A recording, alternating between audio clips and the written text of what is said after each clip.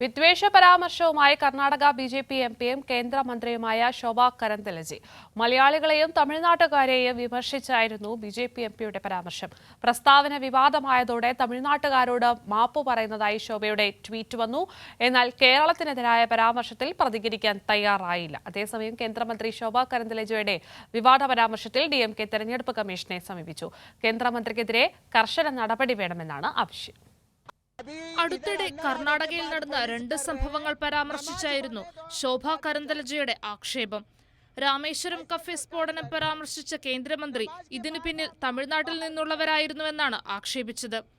കേരളത്തിലെ ആളുകൾ കർണാടകയിലെ പെൺകുട്ടികളുടെ മുഖത്ത് ആസിഡ് ഒഴിക്കുന്നുവെന്നും അവർ ആരോപിച്ചു.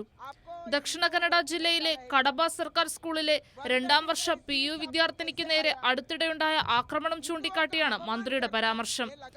നിയമസഭയിൽ പാകിസ്ഥാൻ സിന്ദാബാദ് മുദ്രാവാക്യങ്ങൾ മുഴക്കുന്നു എന്നാരോപിച്ച് കർണാടകയിലെ കോൺഗ്രസ് നിയമസഭാംഗങ്ങൾക്കെതിരെയും ശോഭാ കരന്തലജെ രംഗത്തെത്തിയിരുന്നു.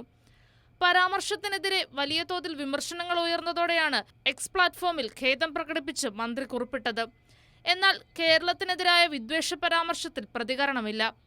2023 ഒക്ടോബർ 29 കളമശ്ശേരി സ്ഫോടനം നടന്നതിന് പിന്നാലെ കേരളം ഭീകരരുടെ കേന്ദ്രമാണെന്ന ആരോപണവുമായി തിരുവനന്തപുരത്തെ BJP സ്ഥാനാർത്ഥി രംഗത്ത് വന്നിരുന്നു. കേരളത്തിനെതിരെ വ്യാജ പ്രചാരണം നടത്തിയ രാജീവ് ചന്ദ്രശേഖറിനെതിരെ നടപടി ആവശ്യപ്പെട്ട് നൽകിയ പരാതിക്കുമേൽ പോലീസ് അന്വേഷണം ഇപ്പോഴും നടന്നുവരികയാണ്.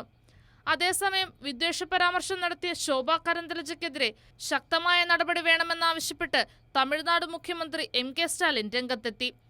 ജനത്തെ വിഭജിക്കാനുള്ള നീക്കം അപലപനീയമെന്ന് പറഞ്ഞ തമിഴ്നാട് മുഖ്യമന്ത്രി വിദ്വേഷ പരാമർശത്തിന് തെരഞ്ഞെടുപ്പ് കമ്മീഷൻ നടപടിയെടുക്കണമെന്നും ആവശ്യപ്പെട്ടു. BJPയുടെ വിഭജന നീക്കം തമിഴ് ജനതയും കന്നഡിഗരും തള്ളിക്കളയുമെന്ന് പറഞ്ഞ അദ്ദേഹം മതസൗഹാർദ്ദം തകർക്കാനുള്ള നീക്കത്തിനെതിരെ ശോഭയ്ക്കെതിരെ കേസെടുക്കണമെന്നും ആവശ്യപ്പെട്ടു. News desk, Kairali news.